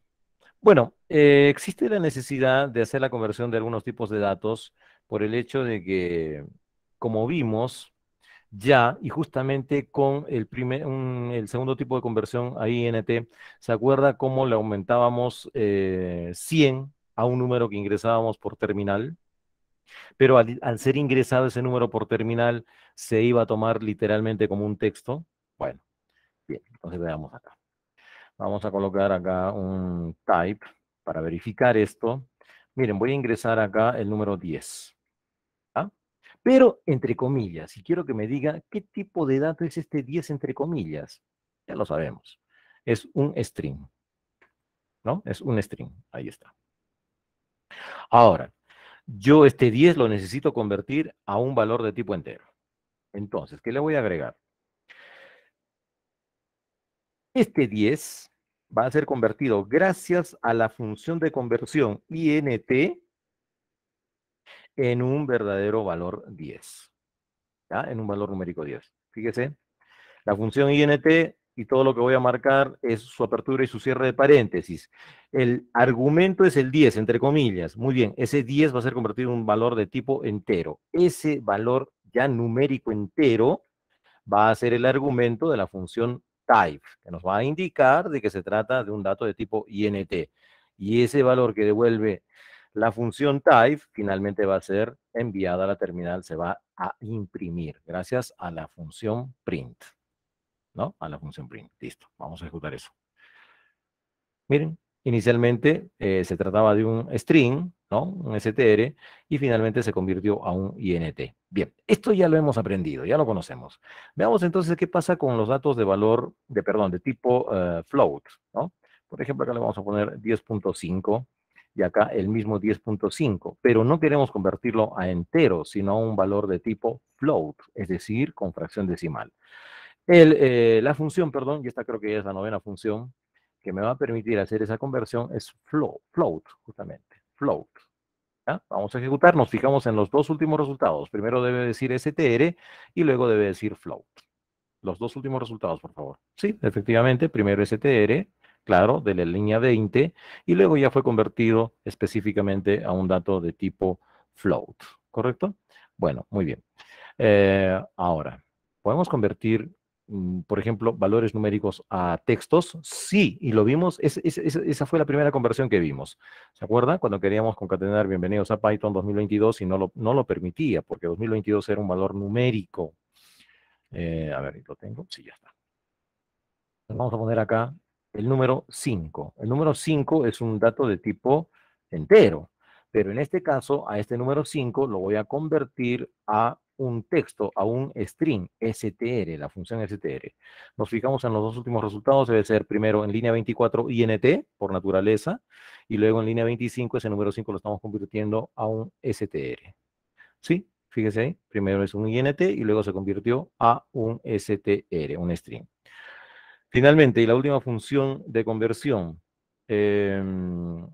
Boolean, ¿no? Los valores tipo Boolean. Veamos. Sabemos que el valor de tipo lógico, uno de los dos valores de tipo lógico únicos existentes es true. Fíjese cómo lo estamos trabajando, entre comillas. Por lo tanto, lo estamos transformando en un texto.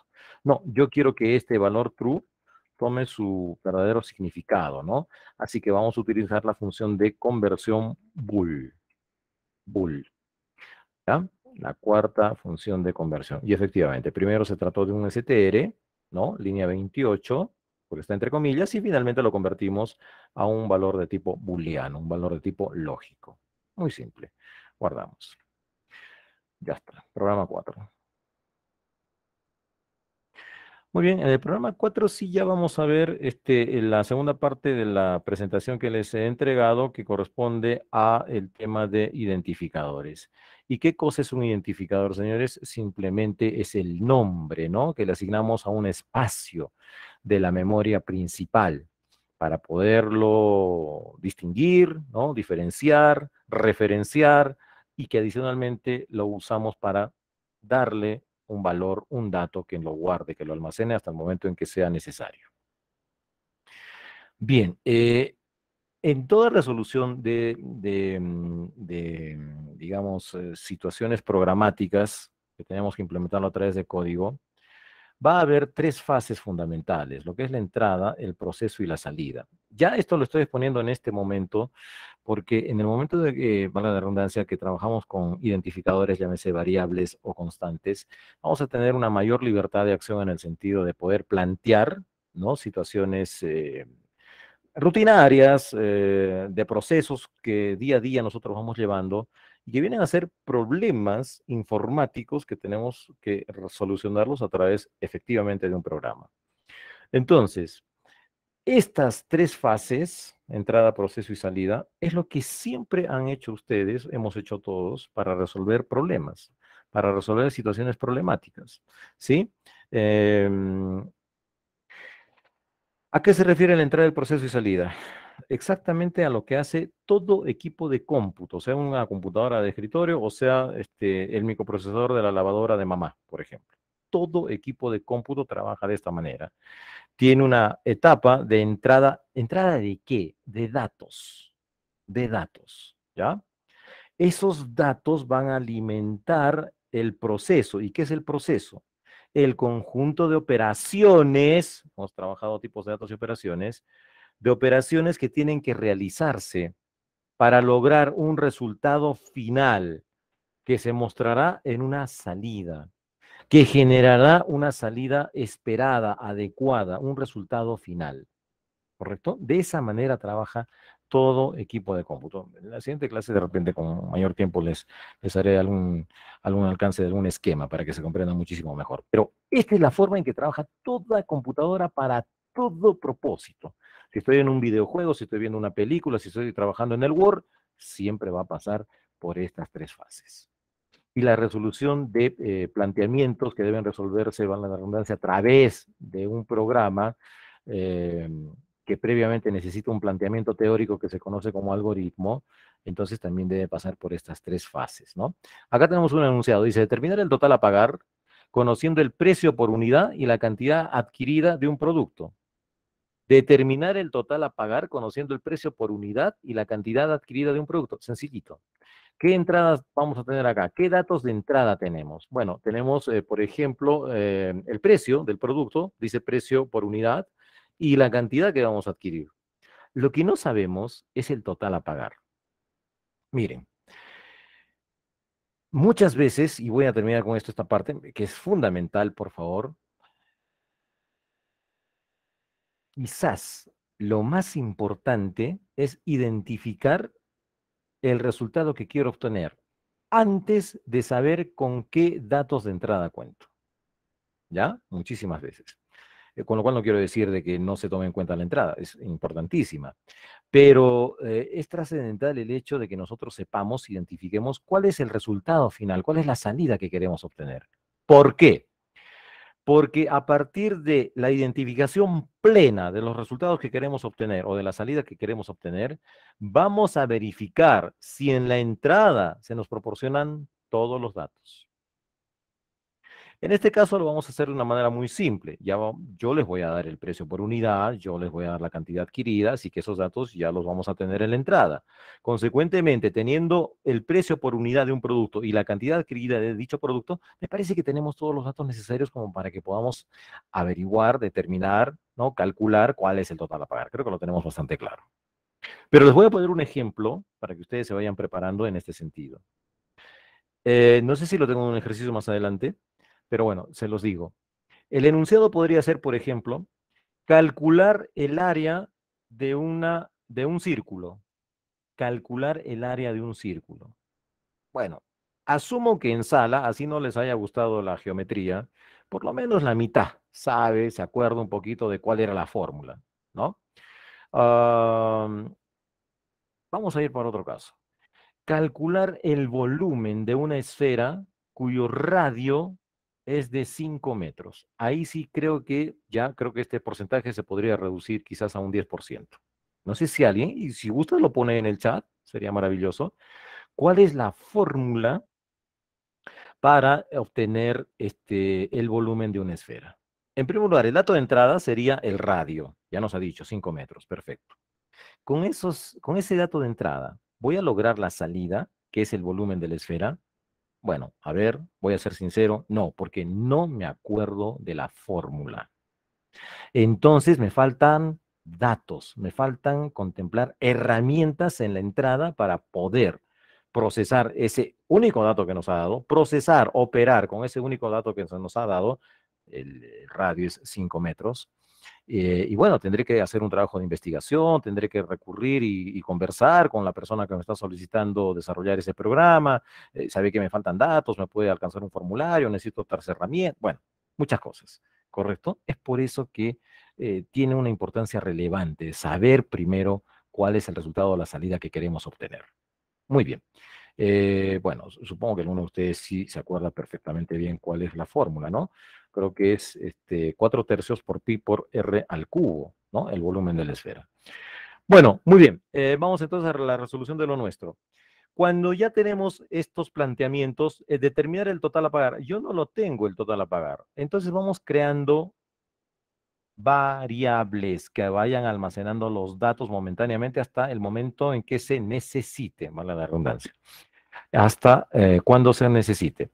Entonces, ¿cómo se crea una variable? ¿Cómo se crea una variable? Simplemente se coloca el nombre y se le asigna un valor. Pero el proceso de la creación de una variable tiene un nombre particular, ¿ya? Crear, pues Dios omnipotente, ¿no? Nosotros los informáticos, declaración de variables. Esa es la denominación técnica de cuando nosotros vamos a crear variables, declaración de variables, ¿sí? Enter. Entonces voy a poner acá, por ejemplo, precio unidad. Miren cómo estoy ya trabajando con lo que sería el sistema Camel, ¿no? Precio unidad y le vamos a asignar. Bueno, vamos de cuenta de que está en 200 soles, ¿ya? 200.0. Ya está. Siguiente variable para que me vaya almacenando los datos mientras voy estructurando el programa, ¿no? Bueno, la cantidad, bueno, cantidad, obvio, cantidad. Cantidad igual y digamos que vamos a adquirir 5 unidades. Listo. Y necesito una tercera variable que va a quedar pendiente, ¿no? Que sería el total a pagar. Total a pagar. Muy bien. ¿Y qué valor le asigno? Primero, que una variable no puede quedar así. O sea, no puede quedar declarada, es decir, creada al asignarle un nombrecito sin que se le aplique o se le asigne un valor para que almacene. No puede quedar así. De tal manera de que, ¿qué hacemos? Bueno, le ponemos un valor temporal. Por ejemplo, 0.0. ¿Sí? O sea, en este momento, pues no sabemos cuánto será el total a pagar, qué sé yo. ¿Correcto? Muy bien. Listo. Ahora sí, en el proceso, nuestra variable total a pagar. Y acá justamente lo que decía un señor que lo mencioné, bueno, disculpe que no puedo estar simultáneamente en dos cosas, que había indicado de que era muy engorroso esto que puse yo, campaña, día, madre. Su apreciación es perfecta. Muy engorroso, muy grande, tantas palabras. Otra convención es la siguiente, de que los nombres de las variables, sí, debe tratar de que sean cortas. En realidad, de cualquier identificador, de cualquier identificador, convención, no regla, convención, debe ser lo más corto posible, pero a la vez debe ser lo más descriptivo posible. Y hay algunos, ¿no? Profesionales del área que, por ejemplo, ¿no? Digamos, para almacenar un número ponen n igual 8, por decirles algo, ¿no? Pero cuando ustedes vean este código dentro de 5 años, no 5 años, el próximo lunes, ¿se acuerdan qué cosa era n? No, pero es un número, es 8, sí, pero ¿qué número es ese? De repente n, se me ocurre a mí, podría ser el peso neto de un producto. 8 kilogramos, por decirles algo. ¿Sí? Entonces, una convención indica de que el nombre de las variables debe ser lo más descriptivo posible. Y no importa si yo le pongo, por ejemplo, instituto, ¿no? Superior de informática. No me preocupo del nombre extenso, informática. Claro, voy a sufrir en la primera oportunidad que lo ponga, ¿no? Informática, sin tilde, ¿no es cierto? Y le voy a poner, por ejemplo, una cadena vacía como nombre. Cuando yo tenga que utilizar nuevamente esta variable, yo solamente comienzo a escribir instituto, tab, y ya lo tengo. Magia. No, no es magia. Para eso tenemos justamente la lista de miembros. Miren, y miren la lista de miembros. Miren la lista de miembros. Lista de miembros. ¿Miembros de quién? Del programa que estoy implementando en ese instante. Y mis variables son miembros, son componentes programáticos en ese instante de este programa, el programa 04. Así que ya lo va a enlistar. Inmediatamente yo veo de que ya está seleccionado, ¡tap! Y ya lo tengo. Me demoro lo mismo que escribir todo el nombre completo, por ejemplo, de la variable cantidad, menos todavía. Así que, señores, yo les recomiendo al 100% que trabajen de esta manera. Es una recomendación, ¿no? Yo no los voy a obligar, yo les recomiendo. Para que no haya ningún problema posteriormente en la identificación de qué cosa está almacenando esa variable. Bueno, muy bien, ya tenemos entonces total a pagar, a ser igual, obviamente, a precio unidad, mira, ahí ya estoy utilizando justamente el tab por la cantidad. ¿Se han dado cuenta? Facilísimo, un rayo. Para poder trabajar esto, ¿no? Entonces aquí me faltó el comentario pertinente, ya calcular el total a pagar. Y ya nos queda simplemente la salida, total a pagar. Esto que parece un ejercicio de cuarto grado de primaria es fundamental para que ustedes manejen justamente la técnica, las formas, el porqué de las cosas, ¿no? De hacerlo de esta manera. Mostrar el total a pagar. A pagar. Muy bien, nada, que imprima eso, print, y que nos muestre un rótulo, ¿no? Porque si no, yo no voy a saber qué número es ese. Tampoco vayan a imprimir directamente el valor de la variable, hay que saber de qué se trata esto, ¿no? Total a pagar. ¿Debo dejar un espacio en blanco? No, porque lo voy a manejar con argumentos. Y a continuación viene el nombre de la variable. Entonces, si hemos ingresado 200 y la cantidad que nos estamos llamando es 5, pues esto es fácil, ¿no? Total a pagar, 1000. Perfecto, correcto. Bien, alcances. En primer lugar, en el enunciado no dice en ningún momento que el precio sea 200 ni que la cantidad sea 5. Esto yo lo hago por cuestiones de tiempo, que ya estoy bastante pasado de tiempo. Pero lo correcto sería de que estos valores se pidan por terminal, por terminal, fungiendo una especie de lector óptico. Entonces ustedes ya saben que hay un input, les voy a poner solamente el alcance, input, ¿no es cierto? Y acá podríamos poner un mensaje, ingrese el precio del producto. Pero recuerde de que cuando se ingrese el valor, dijimos 200, es un texto. Así que previamente habrá que convertirlo, pregunto, y esto sí lo voy a revisar, ¿habrá que convertirlo a un INT o a un float? ¿Mm? Exactamente, señor Luis Serna. ¿Por qué? Y ahora lo aprenden todos. Porque los valores de tipo monetario deben ser manejados como de tipo float, o float, perdón, estoy pronunciando mal, como de tipo float. O sea, como valores con fracción decimal. Repito, los valores monetarios siempre de tipo float. Así yo sepa que, por ejemplo, la Coca-Cola cuesta exactamente 10 soles. No, señores, como float. Bien, hay una pregunta acá que me parece muy interesante. ¿Se puede poner un comentario al lado de la variable? Sí, lo he hecho cuando he estado explicando los códigos ASCII. He puesto comentarios a la derecha del programa, ¿no? Entonces, aquí yo voy a devolver el... Esto es simplemente para ganar tiempo, pero me permite también hacer unos alcances. Bueno, acá, por ejemplo, un comentario. Fíjese el señor que estaba preguntando, ¿no? A la derecha de una instrucción, sí, sí, es factible, no hay ningún problema. Entonces, acá, por ejemplo, yo le coloco solicitar por terminal, ¿no? Por terminal. Ya está. Sí, sí, no hay problema. Listo.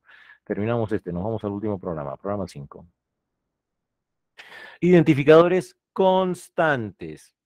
Hemos trabajado ya con variables. Fíjese que el término correcto para trabajar con la creación de variables es la declaración, ¿cierto? Muy bien. Ya ahora, ¿qué tenemos aquí? A ver, determinar el total a pagar conociendo el precio por unidad y la cantidad adquirida de un producto, considerar el monto del IGB. Es lo mismo. Así que voy a copiar acá esta partecita, por favor, si me permiten. Ay, Dios mío. Sí, es lo mismo acá.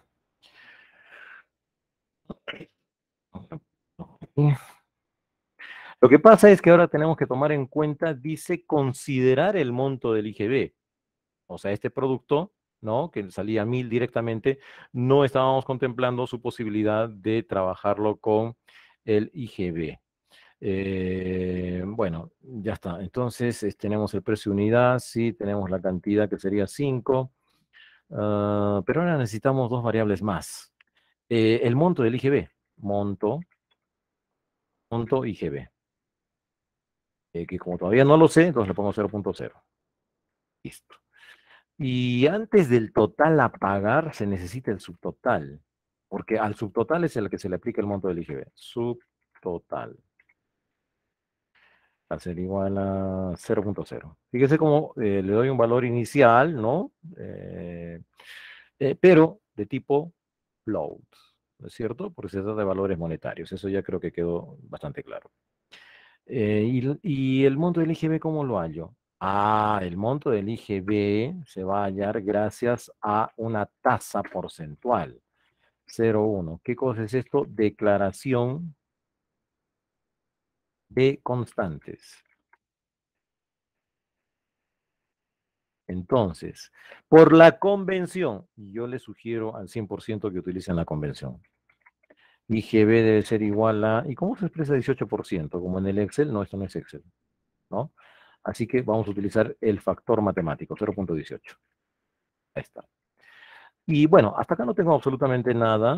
Voy a poner acá un print, todavía no vamos a hacer ningún cálculo, print, que me imprima IGB. Listo. Y que luego vuelva a imprimir IGB, pero después de hacer este cambio. IGB es igual a 25, lo voy a poner ahora. Miren que no muestra ningún mensaje de error, no muestra ningún subrayo, no muestra nada. Vamos a ver. Entonces este lo voy a copiar y que lo imprima después de que yo estoy haciendo el cambio en línea 27. Así que primero vamos a mostrar 0.18 y después recién, bueno, en la siguiente impresión va a mostrar el número 25. Y eso es un pecado mortal, ¿no? 0.18 y 25. Pero no hemos dicho que constante es constante, o sea que no cambia. Bueno, lamentablemente, y acá sí yo haría una observación, bueno, no hay tiempo, lo comentaremos en la siguiente clase. Python tiene estas libertades o estos libertinajes, si me permiten la expresión. Bien, no quiero hacer mayores comentarios, vamos a lo nuestro. Es por eso también que es fundamental que se aplique o que se respete esta convención, que no es una regla del lenguaje de programación. Cuando ustedes hacen uso de las convenciones, van a estar seguros de que otros profesionales, obviamente de su nivel, ¿no? Gente que conozca ya de programación, como ustedes ya lo están aprendiendo, va a respetar justamente estos identificadores, porque luego más adelante yo voy a utilizar esto y simplemente voy a utilizar su nombre, como lo han visto, esta variable por 28, por ejemplo, ¿cierto? Pero sus compañeros, sus colegas, sus colaboradores, su equipo de trabajo, o ustedes mismos más adelante, bueno, revisan el código dentro de un mes, 2 meses, 3 meses. Ah, no, esto está en mayúscula, entonces no debo hacer uso abusivo de esta expresión porque estoy cometiendo una falta contra esas convenciones. Sabemos que IGB es una constante y no le puedo cambiar su valor original, ¿correcto? Bueno, muy bien. Listo, ya está. Así que, bueno, esta convención va a ser muy importante para otro tipo de profesional, o mejor dicho, para otros profesionales o gente que conoce también de programación y que sepa que ese identificador no lo puede cambiar, no debe modificar el valor que almacena inicialmente. Bueno, ya estamos entonces, esto sería la parte de la entrada. Y decimos puntualmente entrada por esto, ¿no? Porque realmente hay algunos datos que deben solicitarse, ¿ah? Y al solicitarse, alguien nos los va a proporcionar y va a permitir que se ingresen datos. Correcto, lo estamos haciendo directamente para ganar un poco de tiempo. Bueno, en el proceso. A ver, en el proceso creo que tenemos varias cosas que realizar, ¿ah? Porque nos está pidiendo que tomemos en cuenta lo que sería el monto del IGB. Bien, a ver qué número tengo acá. Ah, acá está. 2. Siguiente comentario. 03. 03. ¿Qué vamos a hacer inicialmente? Vamos a calcular el subtotal, porque esto debería haberlo colocado en la parte superior. Ahí. Vamos a calcular primero el subtotal, porque una vez sabido el subtotal, ahí vamos a aplicar el monto del IGB. ¿No? Bien, vamos a ver entonces acá. Calcular subtotal. Es decir, ¿cuánto nos daría o cuánto tendríamos que pagar si es que no existiese el IGB? Así que en la variable subtotal, para eso lo hemos creado, subtotal, esto va a ser igual a qué cosa. Obviamente a lo anterior, ¿ya? Precio unidad por cantidad. Precio unidad por cantidad. Listo. Ahí estaríamos obteniendo un valor que cancelaríamos si es que no se tomase en cuenta el IGB. Entonces, ahora sí vamos a tomar en cuenta el monto del IGB. A ver, calcular el monto del IGB. Ya está. ¿Sí? Muy bien, para eso también tenemos una variable que hemos creado previamente, monto IGB. Monto IGB. Monto IGB. ¿Va a ser igual a qué? Bueno, miren acá. Vamos a utilizar el valor que tiene nuestra constante IGB. ¿Esto qué pasó? ¿Qué pasó aquí? ¿No? El valor que le hemos dado a nuestra constante IGB. Que halle entonces lo que internamente realmente está almacenado en IGB, que sería el 18% por el subtotal. Subtotal. ¿Cierto? Con esta multiplicación estamos calculando lo que sería el monto del IGB. Ya tengo el monto del IGB, finalmente habrá que hacer el cálculo del total a pagar. ¿No es cierto?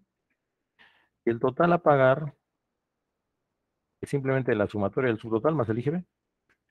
Calcular el total a pagar.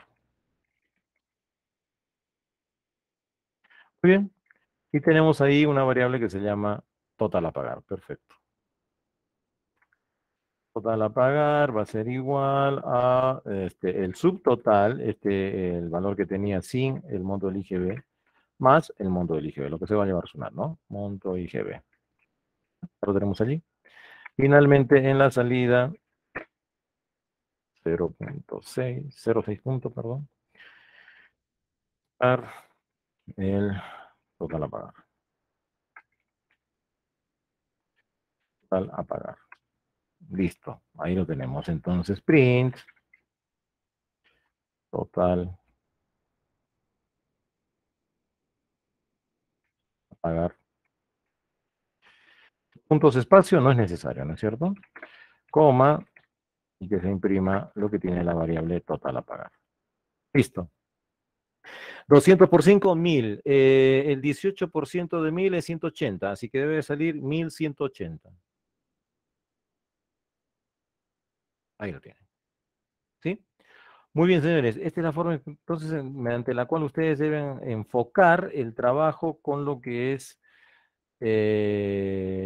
planteamientos, ¿no? Digamos, ya un poco más realistas, concretos, ¿no? para resolverse con un lenguaje de programación. Inicialmente deben hacer este desdoblamiento, un análisis, la entrada, ¿no? El proceso y la salida. Evaluar inicialmente, o perdón, considerar inicialmente cuáles son los datos con los cuales contamos y directamente determinar si con esos datos vamos a poder obtener la salida pertinente. Puse el ejemplo de la fórmula que nos faltaba para lo que era el volumen de la esfera, ¿no? Y bueno, para llegar a la salida desde la entrada hay que pasar por un proceso, un conjunto de operaciones. Recomiendo al 100% que los que están en un nivel básico de programación haga todo este trabajo para cualquier ejercicio que ya seguramente se los alcanzará el coordinador o yo les dejaré algunos ejercicios también para que vayan justamente, digamos, a través de los comentarios describiendo paso a paso qué es lo que están haciendo. ¿M? Esto va a ser muy importante, va a ser muy útil. No sé si en sala hay alguna consulta, alguna pregunta. Em, Documentado. ¿A qué se refiere, señor? Asumo, ¿no? Señor Jan Castellanos. ¿Sería mejor documentado? Bueno, los comentarios sirven justamente como una documentación. Ya vamos a ver eso cómo se aplica, por ejemplo, en lo que es el trabajo con funciones. ¿Ah? Eh, sí, sí, eso es justamente lo que se quiere obtener, que se documente, que se describa el paso a paso, repito, sobre todo para los que recién están aprendiendo el lenguaje, ¿no? Bueno, ¿alguna consulta? Puede ser 3.5.